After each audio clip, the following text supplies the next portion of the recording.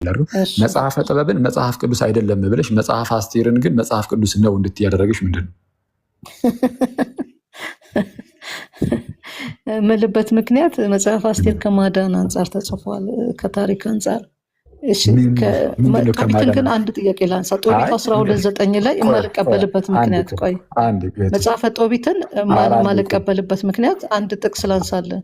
አንዴ ቆይ እኔ ፐርሰናል ነው ላይ ጠየቀኝ አኩስ አንዱን ሳንጨርስ ደግሞ ምጽዋት ከሞት ያድናል የሚል ደግሞ በግልጽ ምዕራፍ 12:9 ላይ ይጠቀሳል። ስለዚህ በዚህ ብቻ ልጥለው እችላለሁ። ለምን ትጥያለሽ? ለምን አንቺ የምጥልበት ምክንያት ድነት በምጽዋት ነው እንዴ? ቆይ ምጽዋት ከሞት ያድናል። አንዴ ከየትኛው ሞት ነው የሚያድነው? እስኪ ያስረዳኝ።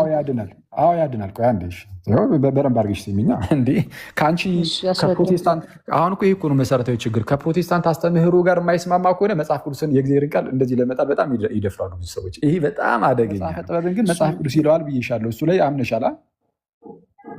አዎ መጽሐፍ ቅዱስ ይለዋል። እሱ መጽሐፍ ቅዱስ ይለዋል። ግን ደግሞ ለዚህ ነው አንቺ ግን ትይዋለሽ? አንለውም።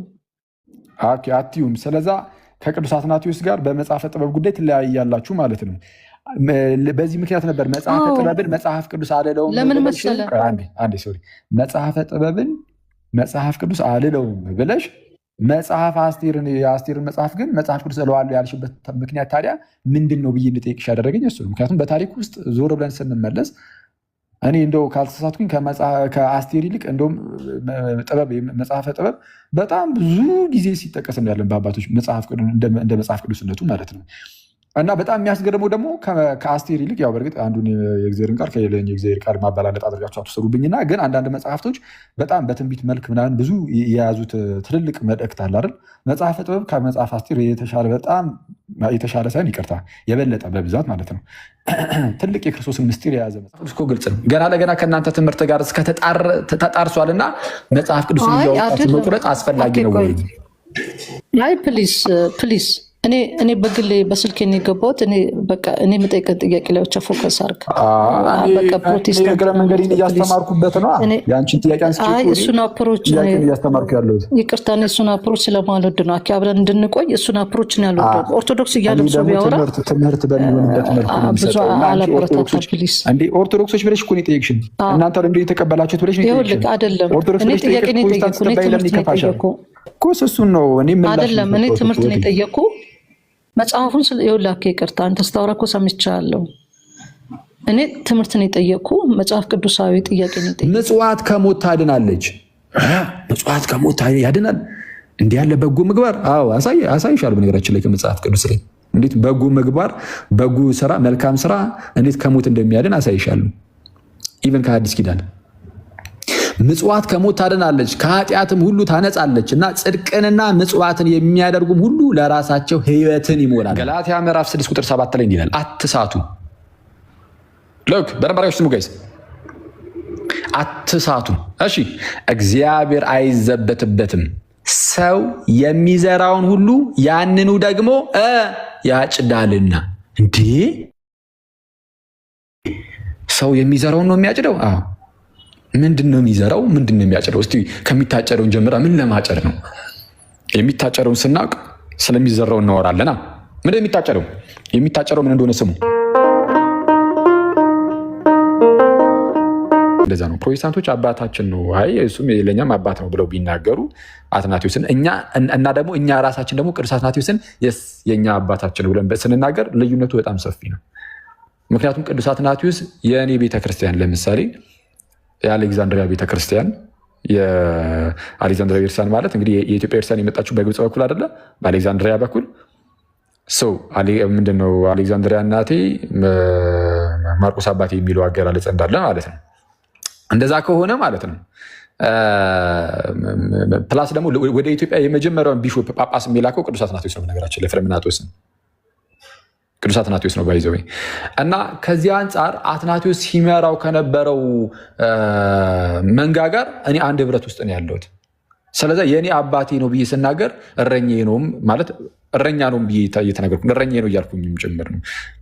እረኛ ነው። ያው እንግዲህ አፍተሮል መንፈስ ቅዱስ እረኛ እንዲሆኑ ስለሾማቸው ማለት ነው። ከክርስቶስ እረኛነት ጋር ደግሞ እያጋጫችሁ እንዳትሰክሩ ማለት ነው። መንፈስ ቅዱስ እናንተን ኦቨርሲየር እረኛ አድርጎ ለሾመበት ለራሳችሁ ነው ለምንገው ተጠንቀቁ ይላል። መንፈስ ቅዱስ እናንተን ጳጳሳት አድርጎ ለሾመበት የሚለው ጳጳስ ማለት እረኛ ማለት ነው። በነገራችን ላይ ትርጉሙ እንግሊዝኛውም ኦቨርሲየር ይለዋል። እረኛ ማለት ነው፣ ጠባቂ እረኛ። ስለዛ አትናቴዎስን እኔ አባቴ ብዬ ስናገር እርሱ እረኛ በሆነበት መንጋ ውስጥ ስለሆንኩኝ ነው። ፕሮቴስታንቶች ግን በዚህ መንጋ ውስጥ አይደሉም፣ ከዛ መንጋ ውጭ ናቸው። ልክ አሁን ከአንድ ኦርቶዶክስ ቤተክርስቲያን ውጭ እንደሚሆኑት ማለት ነው። እና ሄሉ አገኘሽ እንዴት የጦቢትን የተቃወመበትን ቦታ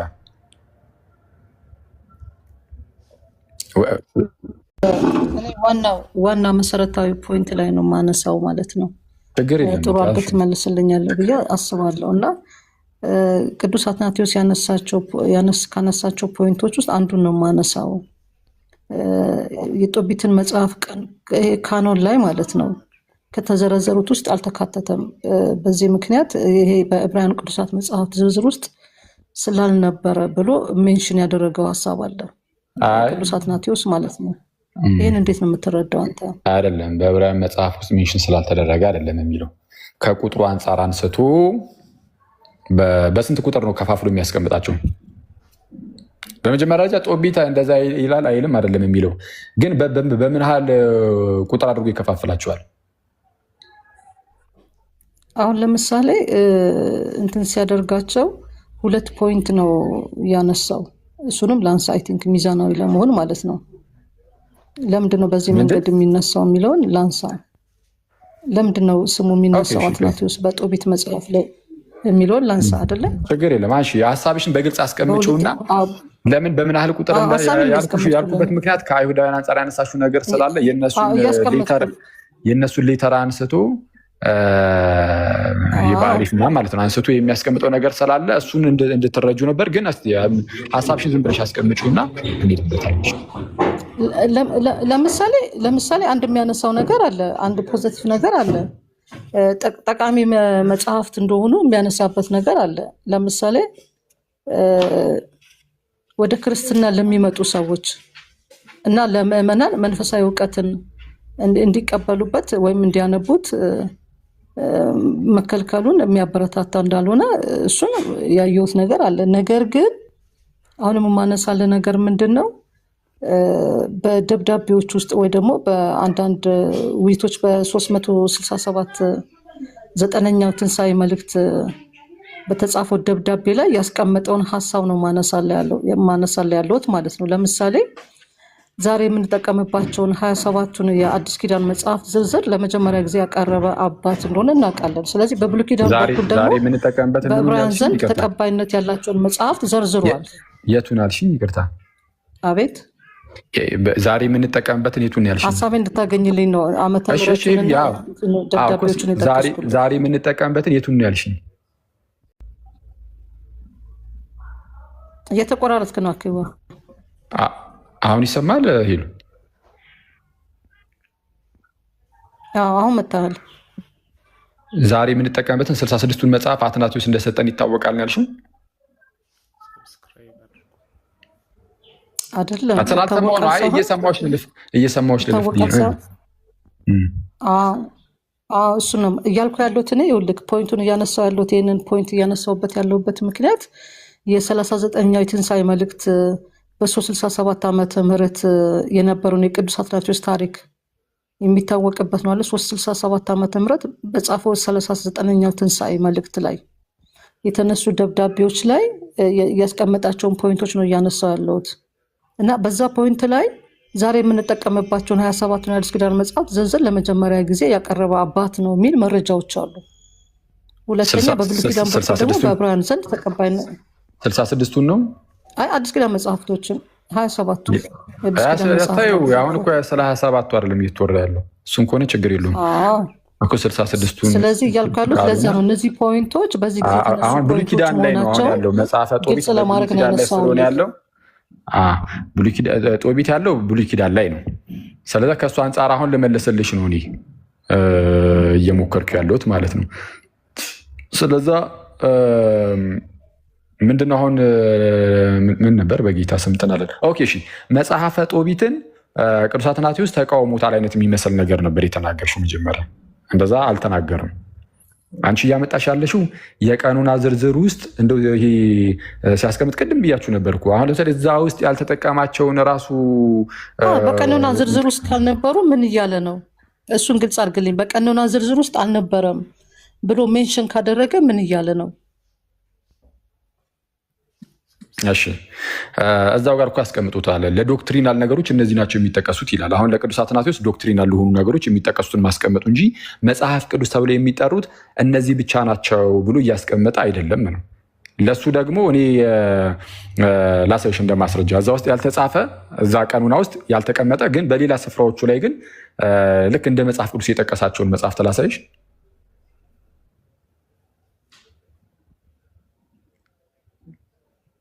ይሰማሻል ሄሉ? ለምሳሌ ቅዱስ አትናቴዎስ ከዛ ከዘረዘራቸው ውስጥ ወይ ሌሎቻችሁ የሚቆራረጥባችኋል ወይስ ሄሉ ብቻ ናት? ጋይስ ምን አይነት ኔትወርክ? ምናልባት የኔ ኔትወርክ ሊሆን ይችላል። በፕራይመሪ ካኑን ውስጥ ኮፒን ሼር አድርጉ። የሚሰማ ከሆነ እሺ በቃ አንዴ ልናገር። እሺ ቆይ በቃ አንዴ ሚዩት አድርጊውና የኔ የሚሰማ ከሆነ ጋይስ ቅዱስ አትናቴዎስ የቀኑና ብሎ ሲያስቀምጥ ማለት ለዶክትሪናል ነገር የሚጠቀሱ ብሎ ሲያስቀምጥ መጽሐፍ ቅዱስ ማለት ወይም ነው እስትንፋሰ እግዚአብሔር የምንላቸው ቅዱሳት መጽሐፍት በቃ እነሱ ብቻ ናቸው እያለ አይደለም። ለምሳሌ እዛ ጋር ከዘረዘራቸው ውስጥ ማን የለም ካልን ለምሳሌ መጽሐፈ ሲራክ የለም። መጽሐፈ ሲራክ አለ የለም? እሱ ከዘረዘራቸው ውስጥ ቀኑና ብሎ ካስቀመጣቸው ውስጥ መጽሐፈ ሲራክ ቼክ አድርጊው። አንዴ ቼክ አድርጊልን እርግጠኛ ሆነን እንድናልፍ ማለት ነው።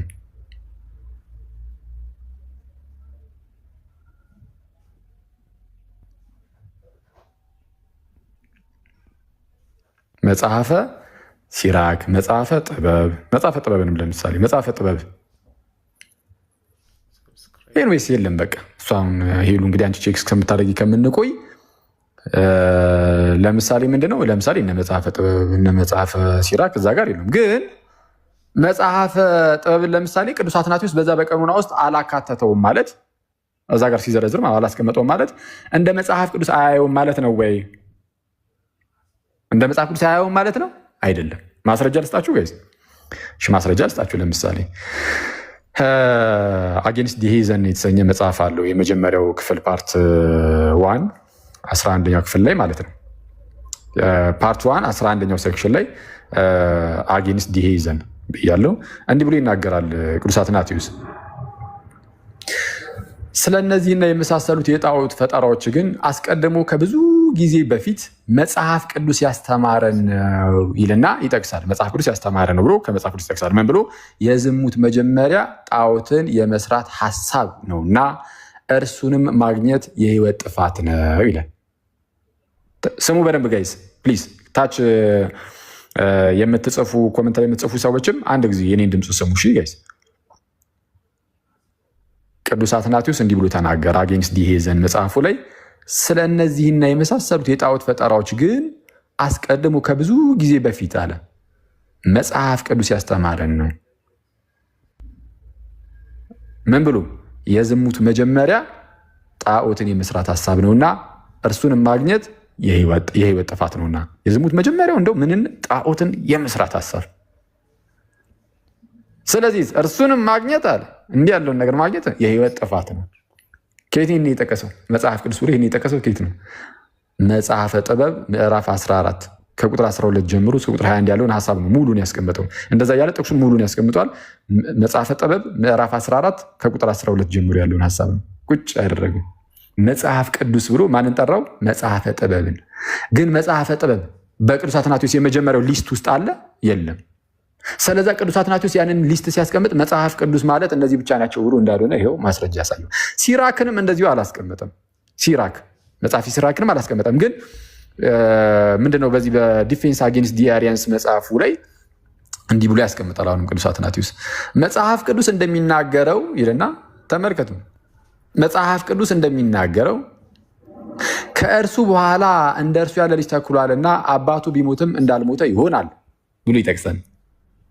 ምን ብሎ የጀመረው? መጽሐፍ ቅዱስ እንደሚናገሩ ብሎ። ይህን ጥቅስ የጠቀሰው ኬት ነው? ሲራክ ምዕራፍ 30 ቁጥር 4 ላይ ሲራክ ምዕራፍ 30 ቁጥር 4 ላይ። ታዲያ ምንድን ነው እዛ ጋር ባይዘረዘርም ምንድን ነው መጽሐፍ ቅዱስ አይደሉም ብሎ መናገር ግን እንደዛ ማለት ግን አይደለም ነው። ይህ ከጦቢትም ይጠቅሳል። አክቹዋሊ አሁን ቅዱስ አትናቴዎስ ጦቢትን ተቃወመ ምናምን ተባለ እንጂ ቅዱስ አትናቴዎስ ከጦቢትም እዛው ዲፌንስ አጌንስት ዲ አሪያንስ መጽሐፉ ላይ ለምሳሌ እነርሱም ይልና ምንድነው እነርሱም የተጻፈውን ይመለከቱት የሚማሩበት ዘንድ ይገባል ይላል። እነርሱም የተጻፈውን ይላል። አሁን የተጻፈውን ምናምን እያለ ሲጠቅሱ አባቶቻችን ወደ ቅዱሳት መጽሐፍት የሚያመሩት እነርሱም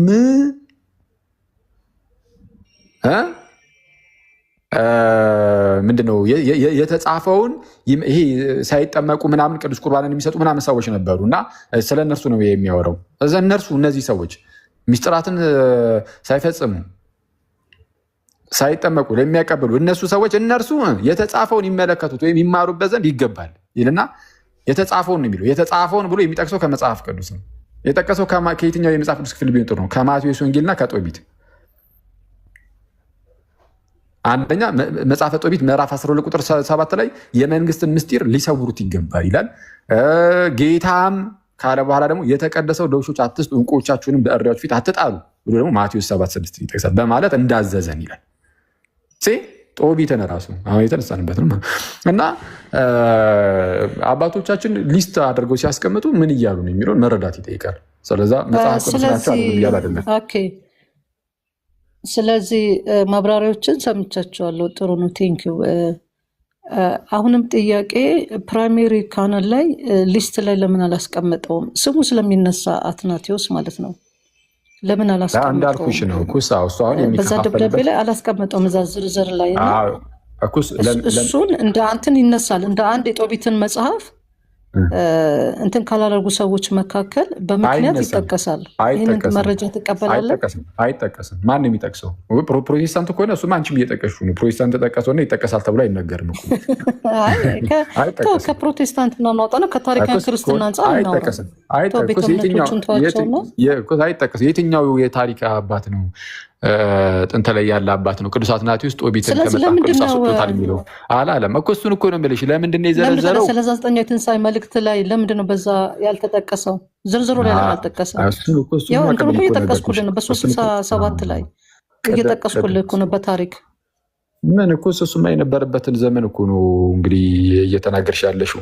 እሱን ያደረገው ደግሞ ራሱ ቅዱስ አትናቴዎስ ነው። ፌስታል ሌተሩ ላይ 39ኛው ፌስታል ሌተር ላይ እነዚህን የቅዱሳት መጽሐፍት እኮ ዝርዝር አስቀምጧል። እባክሽ በደንብ ስሚኝ አንድ ጊዜ ሄሉ ሲያስቀምጥ ዝርዝሩን በይ።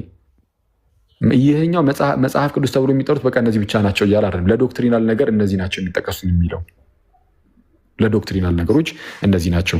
በኋላ ላይ ቀጠል አድርጎ ደግሞ ለተግሳጽ ለትምህርት አይነት ነገር ብሎ ያስቀምጣል። የመጽሐፍ ቅዱስ ደግሞ ጥቅሙ የትምህርት ዶክትሪናል የሆነ ጉዳይ ብቻ ሳይሆን ለትምህርት ለተግሳጽም ጭምር እንደሆነ ቅዱስ ጳውሎስ እኮ ይነግረናል። በመጀመሪያ ቅዱስ መልእክቱ ላይ እንደዛ ብሎ ነግሮናል። የእግዚአብሔር መንፈስ ያለበት መጽሐፍ ሁሉ ብሎ ሲናገር እኮ ለትምህርት ለተግሳጽም ብሎ እኮ ይናገራል። ለትምህርት ይሆነናል እና እሱን ያዝ እናድርገውና ግን ከምን አንጻር ነው ከምን አንግል አይቶ ነው እነዛን ነገሮች ለብቻቸው ነጥሎ ያስቀመጣቸው የሚለውን ግን የተለያዩ መምህራን በተለያየ መንገድ ሲያስቀምጡት እንዳለን፣ አንዳንዶች ሊተርጂካል የሆኑ በሊተርጂ ላይ እንኳን ሊነበቡ የሚችሉ ስለሆኑ እነዚህ ለይቶ አውጥቷቸዋል ብለው የሚናገሩ አሉ። በቅዳሴ ስርዓት ላይ በአምልኮ ላይ ምክንያቱም ቅዳሴ ስርዓት ላይ ቅዱሳት መጽሐፍት ይነበባሉ ከጥንትም ጀምሮ ለይቶ አውጥቷቸው ነው የሚሉ ሰዎች አሉ። አንዳንዶች ደግሞ ለዶክትሪን ለብቻቸው እነዚህን ይጠቅሳቸዋል የሚሉ አሉ። በኢስተርኖችም ዘንድ እንደዚህ አይነት ትርጓሜዎች ይሰጣሉ እና የተለያዩ ማብራሪያዎች ይሰጣሉ። አትሊስት ግን የምናውቀው አንድ እርግጠኛ ሆነን የምናውቀው ነገር ግን አለ። ይህ ምንድነው? አትናቴዎስ ያንን ሊስት ሲያስቀምጥ ከዚህ ውጭ ያሉት መጽሐፍ ቅዱስ ተብሎ አይጠሩም እያለ እንዳልሆነ ግን እርግጠኞች ነን። ወይም ከዚህ ውጭ መጽሐፍ ቅዱስ የሆነ ቅዱስ የሆነ መጽሐፍ የለም እያለ ግን አይደለም።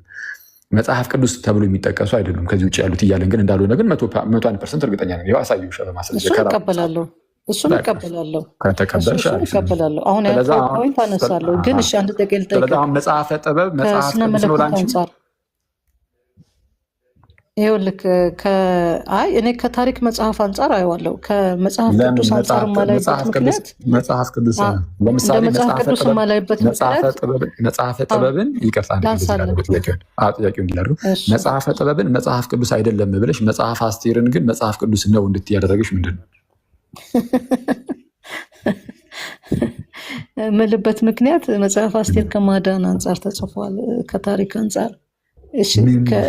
ጦቢትን ግን አንድ ጥያቄ ላንሳ። ጦቢት 12:9 ላይ የማልቀበልበት ምክንያት ቆይ መጽሐፈ ጦቢትን የማልቀበልበት ምክንያት አንድ ጥቅስ ላንሳለን። አንዴ ቆይ እኔ ፐርሰናል ነው ላይ ጠየቀኝ አኩስ አንደኛውን ሳንጨርስ አንዱን ሳንጨርስ ወደ አንዱ እየዘለልን ነው። ትሄጃለሽ፣ ችግር የለውም። ጦቢት 12 ላይ ያለውን ሀሳብ ታነሻለሽ። አሁን አንቺ ያነሳሽውን ምዕራፍ እኮ ነው ራሱ ቅዱስ አትናቴዎስ አንስቶ መጽሐፍ ቅዱስ ብሎ የጠቀስም። አንቺ ያነሳሽውን ምዕራፍ አንቺ የሆነ ነገር አልገባሽም ማለት በቃ ያ ነገር መጽሐፍ ቅዱስ ባይሆን ነው ብሎ አይደለም። ግን ወደዛ ከማለፋችን አሁን እኮ ችግሩን መሰለሽ አይ ቲንክ ቆይ ከይቅርታ ጋር ከተሳሳትኩኝ ታድርምኛለሽ። ግን ኤአይ ምናምን የሚባሉ ነገሮች ላይ እንደዚህ ቻቶ መጽሐፈ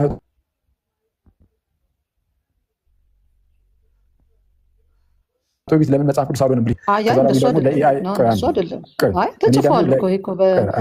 በፕሮቴስታንት አባቶችም እኮ የተተቸ የተጻፈ ነው። የትኛው የፕሮቴስታንት አባት ላይ ያገኘሽ ነው? አሁን ከሞት ለምን ክፍሉን አናየውም? ፈቃደኛ ተረጋጊ፣ እናየዋለን። አሁን ተረጋግቼ ነው ማውራት። አንዴ ኩስ ቆይ፣ ወደዛ ከማለፋችን በፊት አሁን ያኛውን አንቺ እየተውሹ ነው እየመጣሽ ያለሽ። እሱንም እመልሳለሁ ባይዚ ተስማማን እኮ አልኩህ እኮ በቃ ከሁለት ነገር አንጻር እኮ አልከን ተስማማን እኮ እሱ ላይ። ኧረ ተረጋጊ ቆይ ላውራሽ። ተስማማን ብሎ ማለት ሳይሆን መጽሐፈ ጦቢት ላይ የሚነሱ ጥያቄዎች ግን አሁን አንቺ ምጽዋት እንደዚህ ያድናል ምናምን የሚለውን አነሳሽ። ከእኔ ተጨማሪ ደግሞ አሁንም ኤአይ የሚሰጥሽን ደግሞ ሌላ ነገር ከፈለግሽ ልስጥሽ። ለምሳሌ ምንድን ነው ይሄ የአሳው ነው ምናምን ይሄ የሳምቧ ጢስ ምናምን ነገር አለች አይደል? ከዚህ በፊት እንደሆነ ተማምረን አክቹዋሊ መጽሐፈ ጦቢትን አጥንተናል እዚህኛ ላይቭ ላይም ገብተን እና ምንድነው የጦቢያ የሚያገባት እህት እሷ እንደዚህ እንደውም መንፈስ አድሮባት ምናምን ባሎቿን የሚገልባት እንዴት እንደሚያስወጣው መንፈሱ ምናምን የነገረው ምናምን አሁን እሱም እንደ ጥያቄ ሆኖ ይነሳ ነበር። እነሱን ችግር የለውም እናያቸዋለን፣ ምንም ችግር የለውም። ግን እኔ እያልኩሽ ያሉት አሁን ኤአይ ምናምን ይሄ ቻትጂፒቲ ምናምን ያልኩሽ ለምንድን ነው? ቻትጂፒቲ እኔን እየጠየቀኝ ለቻትጂፒቲ ነው ቁጭ እየመለስኩ እንደሆነ ፊል እንዳድርግ እያደረግሽኝ ያለሽው። ስለዚ በደንብ የሆነ ፍሩትፉል የሆነ ውይይት እንዲኖረን በይ። አንደኛ መጽሐፈ ጥበብ እንደሱ አይደለም። ለምን እተወዋለሁ? መጽሐፈ ጥበብ ለምሳሌ የጠየኩሽ ምን ነበረ? መጽሐፈ ጥበብን አይደለም ይኸውልህ መጽሐፈ ጥበብ ላይ ይኸውልህ መጽሐፈ ጥበብን ከመጽሐፈ አስቴር እኩል የማልቀበልበት ምክንያት አልኩህ። ለምን አትቀበይም? አስቴርን ከተቀበል ካልከኝ አስቴር ከማዳን አንጻር ስለተጻፈ ታሪኩን ተቀብያለሁ አልኩህ። ጦቢትን ግን በጥቅስ ጠቅሼ ከማዳን አንጻር ምጽዋት ከሞት ያድናል የሚል መልእክት ስላለው በዚህ ጥቅስ እንኳን አልቀበሉም ብሎ ለሙ ጥበብና ጦቢት ራሱ እኮ አሁን ተደባለቀብሽ።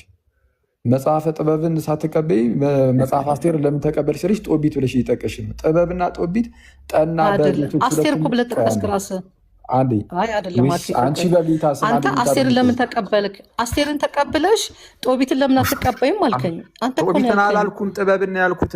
ጥበብን የቅዱስ አትናቴዎስ ስለ መጽሐፈ ጥበብ የተናገረውን አንስተን እኮ አሁንም እኮ አንቺም እኮ መጽሐፈ ጥበብ እያልሽ ነው። ግን ጠቤትና በቤት ሁለቱም አላቸው። ጥበብም ጦቢትም ሁለቱም የመጀመሪያ ሁለት ፊደሎቻቸው ጠና በቤት ነው እና ተመሳሰልብሽ መሰለኝ። ጥበብ ጦቢት ግን ወደ ጦቢትም እንመጣለን። አንቺ አሁን መጽሐፈ ጥበብን እንደ ለምን ነይ እስኪ አሁን የቅዱስ አትናቴዎስን አንስተን ስላወራን ቅዱስ አትናቴዎስ መጽሐፈ ጥበብን መጽሐፍ ቅዱስ ብሎ ስለጠራው አንቺ መጽሐፈ ጥበብን እንደ ታሪክ ነው እንጂ እንደ መጽሐፍ ቅዱስ አልቀበሉም ማለት ነው። የአስቴርን ተቀበለሽ የጥበብን ያልተቀበልሽበት ምክንያት ለምንድን ነው? ምክንያቱም 66ቱ ካኖናይዝ ተዘግቶ ስለተሰጠኝ። ማን ስለሰጠሽ 66ቱ?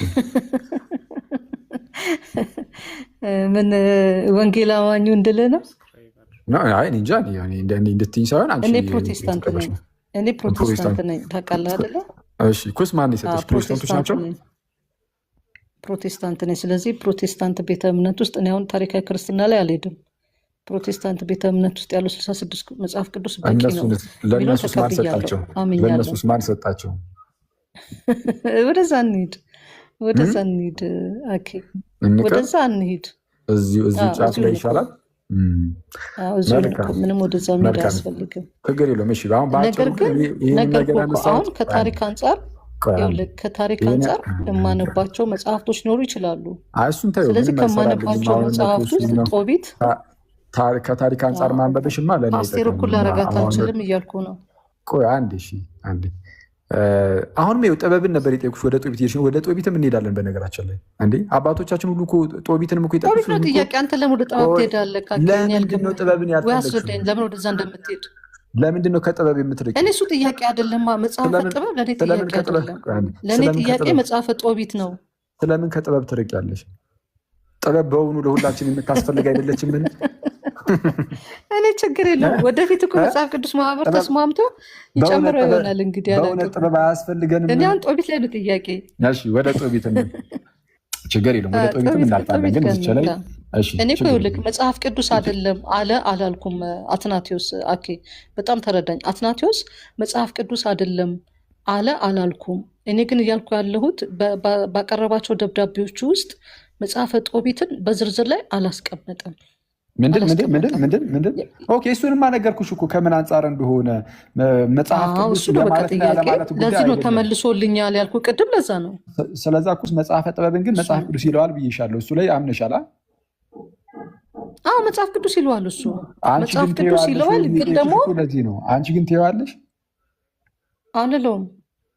ኦኬ አትዩም። ስለዛ ከቅዱስ አትናቴዎስ ጋር በመጽሐፈ ጥበብ ጉዳይ ትለያያላችሁ ማለት ነው።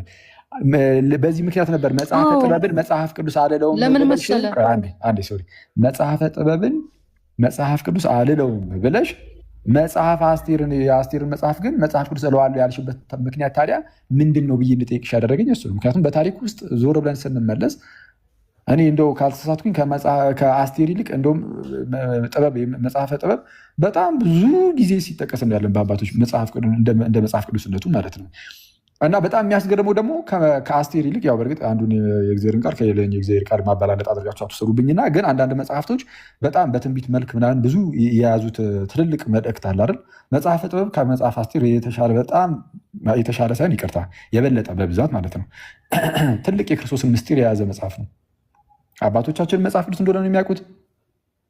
ከጥንትም ጀምሮ በኤርሲያን ውስጥ መጽሐፍ ቅዱስ እንደሆነ የሚጠቀሰው እና በጣም የሚያስገርማችሁ መጽሐፈ ጥበብን ስታነቡ ሐዲስ ኪዳን እያነበባችሁ ነው የሚመስላችሁ። አንዳንዴ መጽሐፈ ጥበብ ምዕራፍ 2 አንብቡት። የጌታን ስቅለት እንዴት ቁልጭ አድርጎ እንደሚያሳይ ልክ እንደ ኢሳያስ 53 ማለት ነው። እንደ ኢሳያስ 53 እና መጽሐፈ ጥበብን መጽሐፍ ቅዱስ አይደለም ብሎ ቆርጦ የጣለው ፕሮቴስታንት ነው። ፕሮቴስታንት መጽሐፍ ቅዱስን ክዷል። እዚህ ጉዳይ ላይ ቆርጦ ጥሏል። ግን አይደለም አኬባ ፕሮቴስታንት ከምትል የፕሮቴስታንት ከሚለው ውጣና እኔ በምጠይቅ ብቻ መልስልኝ። ለመሰለህ አሁን ለምሳሌ መጽሐፍ አስቴር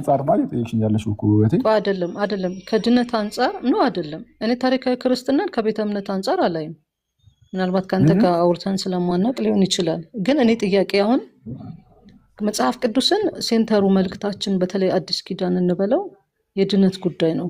ኦኬ የድነት ጉዳይ ነው። ድነት መዳን እኔ በእምነት ብቻ የሚለው ትምህርት አስረግጬ ማመን አማኝ ነኝ። ስለዚህ መጽሐፈ ጦቢትን ሳነብ ደግሞ ምጽዋት ከሞት ያድናል የሚል ደግሞ በግልጽ ምዕራፍ 12 ቁጥር 9 ላይ ይጠቀሳል። ስለዚህ በዚህ ብቻ ልጥለው እችላለሁ። ለምን አንቺ የምጥልበት ምክንያት ድነት በምጽዋት ነው እንዴ? ምጽዋት ከሞት ያድናል። ከየትኛው ሞት ነው የሚያድነው? እስኪ ያስረዳኝ።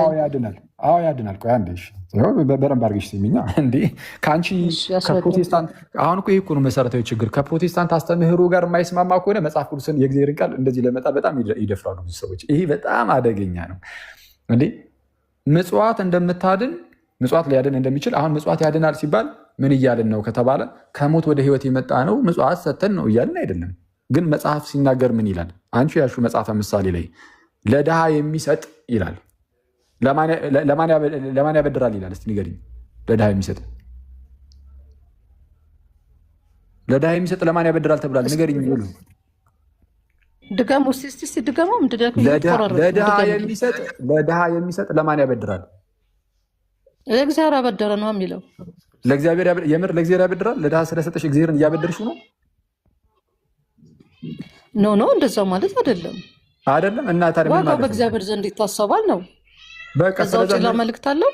ታዲያ ይሄ እኮ ብድር ማለት ታዲያ አበድሯል ማለት አይደለም ትያለሽ እንዴ? አበድሯል ግን ከሞት ያድናል ስል ከየትኛው ሞት ነው የሚያድነው? እሱን ንገረኝ። እሱን እኮ ነው የምልሽ። ይኸው እግዚአብሔር ከምንም ይታደጋል፣ ከሞትም ይታደጋል፣ ከምንም ይታደጋል። በእግዚአብሔር ዘንድ እንደ ብድር ሆኖ ከተቆጠረልሽ እግዚአብሔር ያንን ይዞ አንቺን ደግሞ ሊባርክ ይችላል፣ በተለያየ መንገድ ሊረዳሽ ይችላል፣ ከሞትም ሊያድንሽ ይችላል። እሱን እግዚአብሔር ነው የሚያውቀው። ስለዛ ከዛ አንጻር ልንረዳው እንችላለን። ገና ለገና ከፕሮቴስታንት ስለዚህ ብዙ የመዳኛ መንገድ አለ ማለት ነው። በምጽዋት መንገድ ከሞት ልድን እችላለሁ። ኦኬ ምንድን ይቅርታ ስለ ድምፁ ምን አልሽኝ? እስኪ ምንድን ነው አንዴ ድገሚ። ይቅርታ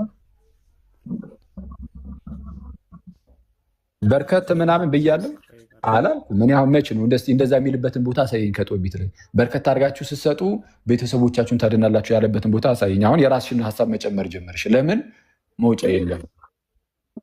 የለም እንደዛ አይደለም ሀሳቡ፣ እንደዛ አይደለም።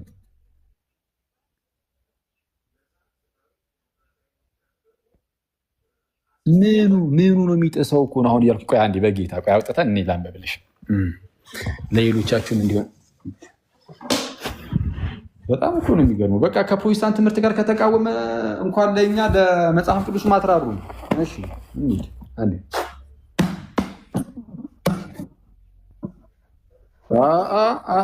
ይሄ ቀጥታ የእናንተ ነው። የፕሮቴስታንት ሀሳብ እኮ ነው። አራት አስቂኝ እኩስ አሁን በዚህ አይነት በነገራችን ላይ አንድ የብሉይ ኪዳን እሱን እኮ ነው አሁን ለማረግ ነው። እሱን እኮ አስረዳዎች እኮ እንዴ ለድሃ የሚሰጥ ምጽዋት ለእግዚአብሔር ማበደር ነው ተብሎ አሁን ከሉቃስ ወንጌል ላይ ደግሞ ማሳይሻለሁ። በነገራችን ላይ ከሉቃስ ወንጌል ላይ ማሳይሻለሁ። ያኔ ሉቃስ ወንጌልንም ኧረ ወደዛ ጣሉልኝ እንደማትይ ተስፋ አድርጋለሁ እንላለን። እሱ ቆይ እሺ ወደ ሌሎቻችሁም እንዲሁም በሚለው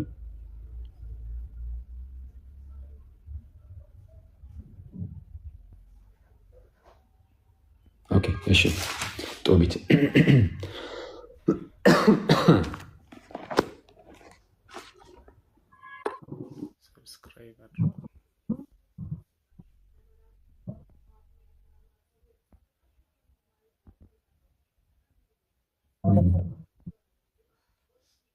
Please.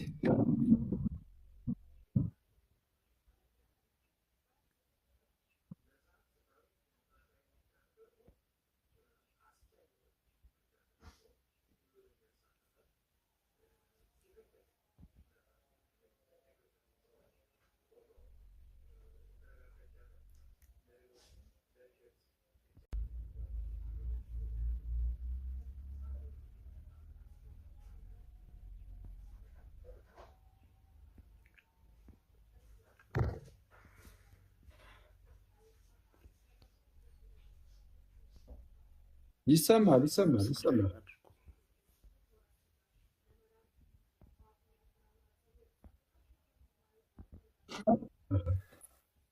አስደረጉ። እሺ አይሰማም እያሉ ነው። ሄሉ አትሰማም። ሲስ ተመልሰሃል ወይ? ዶክተር ያለ ተመልሻለሁ። ዶክተር ያለ ሳምንት እሺ፣ አንዴ ትንሽ ነገር አውራ ጋይስ። ሄሉ ስላልተሰማ እኔም ጋር ራሱ በጣም ይቆራረጠው ድምፅ እንትን ይላል ስላላችሁ እንደዛት አልኩት። እሺ እንዲህ ይላል ተመልከቱ። እሺ ቀጣ ሙሉ እንደው ከዛም በደንብ ሻል ያለ ነገር ስለሆነ ማለት ነው። ምጽዋት ከሞት ታድናለች። ይህን የሚናገረው ስለምንድን ነው?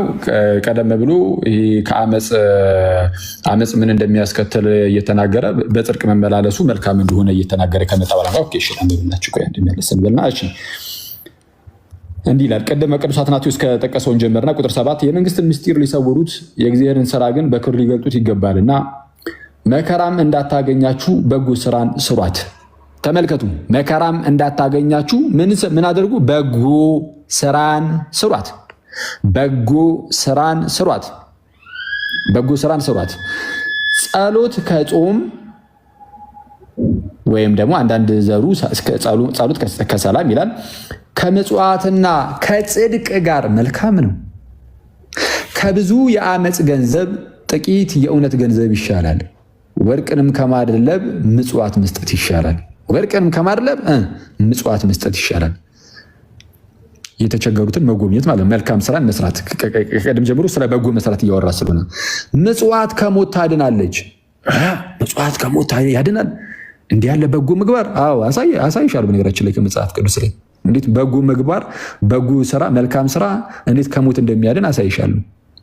ኢቨን ከሐዲስ ኪዳን ምጽዋት ከሞት ታድናለች፣ ከኃጢአትም ሁሉ ታነጻለች እና ጽድቅንና ምጽዋትን የሚያደርጉም ሁሉ ለራሳቸው ሕይወትን ይሞላሉ። ጽድቅንና ምጽዋትን የሚያደርጉም ሁሉ ለራሳቸው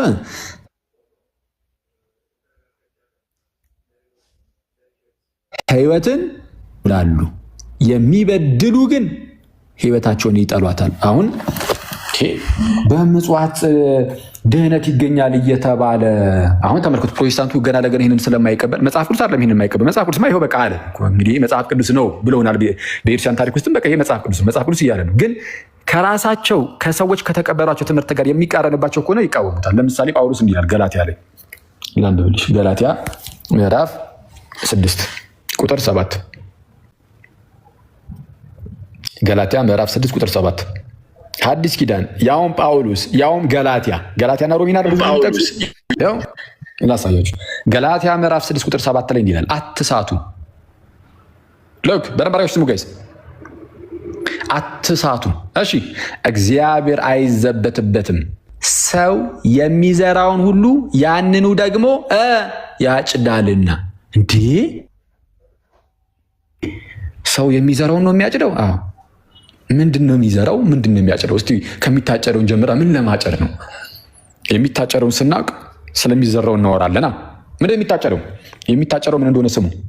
በገዛ ስጋው የሚዘራ እና ከስጋ መበስበስን ያጭዳል። አሁን መበስበስ ይታጨዳል። አንድ ሁለተኛ፣ በመንፈስ ግን የሚዘራው ከመንፈስ የዘላለም ሕይወትን ያጭዳል። አሃ ሁለት የሚታጨድ ነገር አለ። በደንብ አድርጋችሁ ስሙ ጋይስ፣ በደንብ አድርጋችሁ ስሙ ፕሊዝ። ሁለት የሚታጨዱ ነገሮች አሉ። አንደኛው መበስበስ ይታጨዳል፣ ዘላለማዊ ሞት ማለት ነው። ሁለተኛው ደግሞ የዘላለም ሕይወት ይታጨዳል። ሁለት የሚታጨዱ ነገሮች አሉ። ሰው ደግሞ የሚያጭደው ምን ያደረገው ነው ብሏል? የዘራውን። የዘላለም ሕይወትን እኛ ማጨድ እንችላለን ዘርተን? መጽሐፉ አለ። እንዴት ነው የምንዘራው? መልካም ስራን መስራት። በመንፈስ መዝራት ማለት መልካም ስራን መስራት ነው። ማስረጃ ትፈልጋላችሁ? ቀጣዩን ጥቅስ ማንበብ ነው። ምን ችግር አለው? ቀጣዩ ጥቅስ እንዲህ ይላል፣ ባንዝልም በጊዜው እናጭዳለንና መልካም ስራን ለመስራት አንታክት። መልካም ስራ፣ ከመልካም ስራዎች ውስጥ አንዱ ምጽዋት ነው። ድሆችን መርዳት ነው፣ ማገዝ ነው። ስለዚህም ቅድም እንዳልኳችሁ በመጽሐፈ ምሳሌ ላይ ምን ተብሎ ተነገረ? ለድሃ የሚሰጥ እኮ እግዚአብሔርን ያበድራል ተብሎ ተነገረ። ለድሃ የሚሰጥ እግዚአብሔርን ማነው? ለድሃ የሚሰጥ ለእግዚአብሔር ያበድራል ተብሎ ተነገረ። ስለዚህ ከመልካም ስራዎች ውስጥ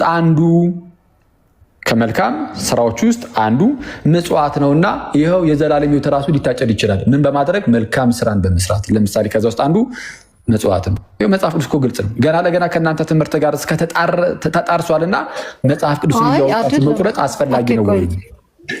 አይ ፕሊዝ እኔ በግሌ በስልኬ ነው የገባሁት። እኔ የምጠይቀን ጥያቄ ላይ ብቻ ፎከስ አድርግ። ፕሮቴስታንት መንገድ እያስተማርኩበት ነው። የአንቺን ጥያቄ አንስቼ እሱን አፕሮች እያስተማርኩ ያለሁት ይቅርታ፣ እሱን አፕሮች ስለማልወድ ነው። አብረን እንድንቆይ እሱን አፕሮች ነው ያልወደው። ኦርቶዶክስ እያለ ሰው ቢያወራ ትምህርት በሚሆንበት መልኩ ነው የሚሰጠው። ኦርቶዶክሶች ብለሽ እኮ ነው የጠየቅሽን። እናንተ እንደ የተቀበላችሁት ብለሽ ነው የጠየቅሽን። አይደለም እኔ ጥያቄ ነው የጠየቅኩ። እኔ ትምህርት ነው የጠየቅኩ እኮ እሱን ነው እኔ አይደለም እኔ ትምህርት ነው የጠየቅኩ።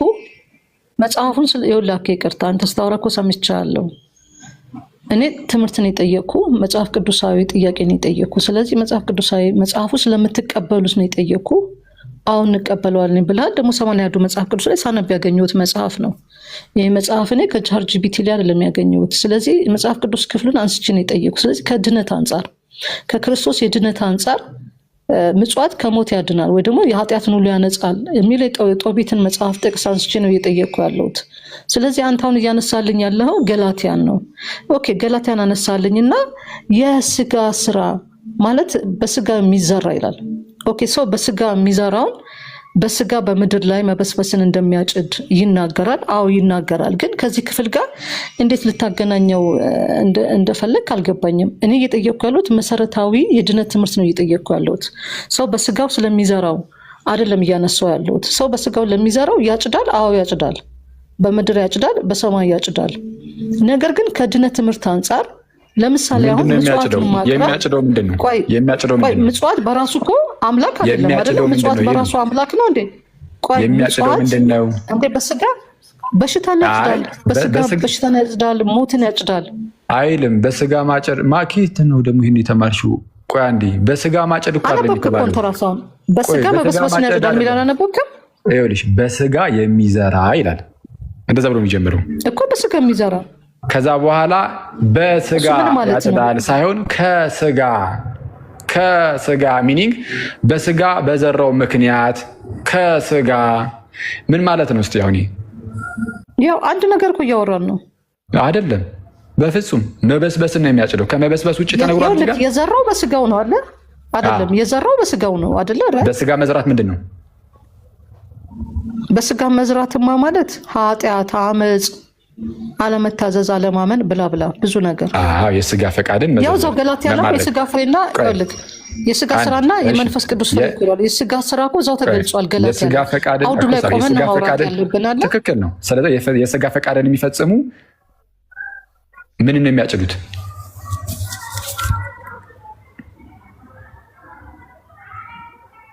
ይሰማል ወይስ ተቋረጥኩኝ? ትሰማለህ? አይ አንቺን እሺ ተቋረጥሻለሽ እኮ ሄሉ። የስጋ ፈቃድን የሚፈጽሙ ምንድን ነው የሚያጭዱት?